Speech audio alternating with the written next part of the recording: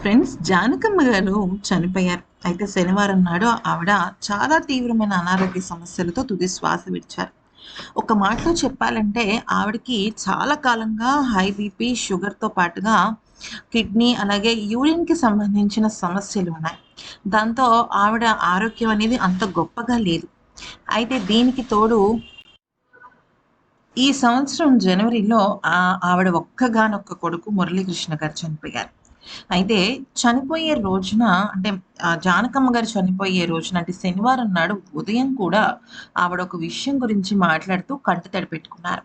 అయితే జానకమ్మ గారికి 1997లో భర్త చనిపోయిన తర్వాత అన్నీ మురళీకృష్ణ గారే అయిపోయారు. అంటే కొడుకే మొత్తం అన్నీ చూసుకున్నారు. తనను ఒక చంటి పాపలాగా పెంచుకుంటూ వచ్చారు.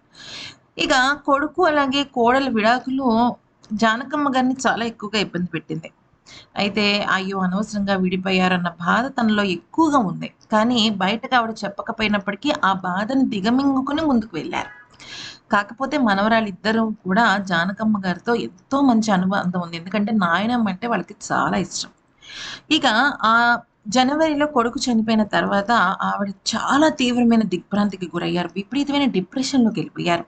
అంటే ఎందుకిలా జరుగుతోంది అని ఆవిడ తేరుకోలేకపోయారు. బయట అందరికీ నవ్వుతూ కనిపించే ఆవిడ చక్కని చందమామ లాంటి మొహంలో ఎన్నో విషాదమైన పరిస్థితులు, సంఘటనలు చోటు చేసుకున్నాయి. అయితే ఈ నేపథ్యంలో ఏమైందంటే ఆవిడ 2017లోనే జానకమ్మ గారు రిటైర్మెంట్ ఇచ్చేసారు. అంటే ఒక పెద్ద కన్సర్ట్ పెట్టారు. చాలా పెద్ద కన్సర్ట్ అనమాట. ఒక ప్రోగ్రామ్ పెట్టారు. ప్రోగ్రామ్ పెట్టి నేనింక వీడ్కోలు ఇస్తున్నాను. పాటలకు సెలవు. అంటే బహిరంగంగా సినిమాల్లో పాడటం కానీ, ప్రోగ్రామ్స్‌లో పాడటం గానీ ఇంక చేయను. ఎవరైనా వాళ్ళ ఇంటికి వెళ్తే హాయిగా చక్కగా చిన్న చిన్న పాటలు పాడుకుంటూ ఉంటారు గానీ, ఇంకా మిగతావేమి చేయరావిడ.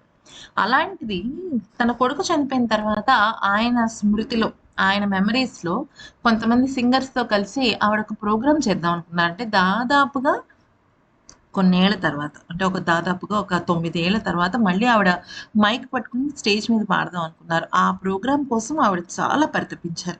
కానీ ఎందుకో దురదృష్టవశాత్తు ఆ ప్రోగ్రామ్ అనేది కార్యరూపం దాల్చలేదు. ఎందుకనంటే జానకమ్మ గారికి చాలా హెల్త్ ఇష్యూస్ ఉండటం వల్ల ఎప్పటికప్పుడు అది బ్రేక్ అవుతూనే వచ్చింది. అయితే ఇక చనిపోయే కొన్ని రోజుల ముందు ఆవిడ చాలా పట్టుబట్టారనమాట. ఆ ప్రోగ్రామ్ గురించే చనిపోయే రోజు పొద్దున కూడా ఆవిడ అడిగారు. "అసలు ఎంతవరకు వచ్చాయి ఆ పనులు?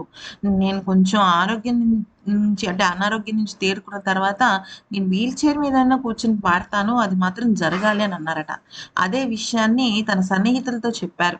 అయితే ఆఖరి నిమిషం వరకు ఆవిడ మాట్లాడిన మాటలు అదే. ఆవిడ పరితపించిన కోరికది. కానీ కొన్ని కొన్ని సందర్భాల్లో మనం ఒకటి అనుకుంటే దేవుడు ఇంకోటి చేస్తాడు. బహుశా జానకమ్మ గారి విషయంలో కూడా అదే జరిగిందేమో.